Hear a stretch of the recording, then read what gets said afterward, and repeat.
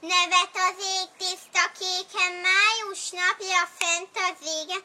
Csillag ragyog, mint a lány, aranyfényét önti rám.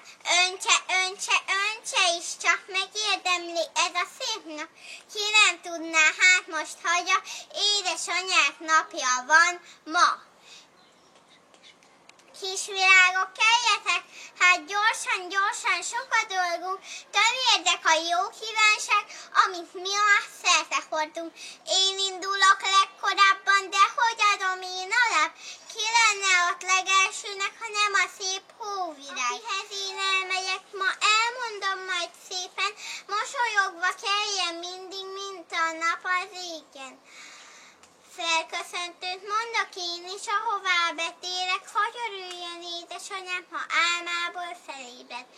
Én ugyancsak kint virítok országutak mentén, de azért az anyukáknak viszont senki nem kívánhat szebbet, jobbat, mint én.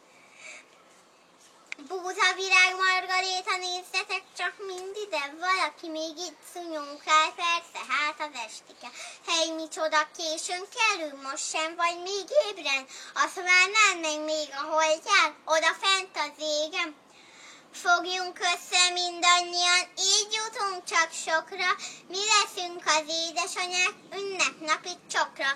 Köszöntsük fel valamennyit, hajoljunk meg mélyen, így kiáltsunk, ünnep van ma minden drága édesanya, éljen, éljen, éljen.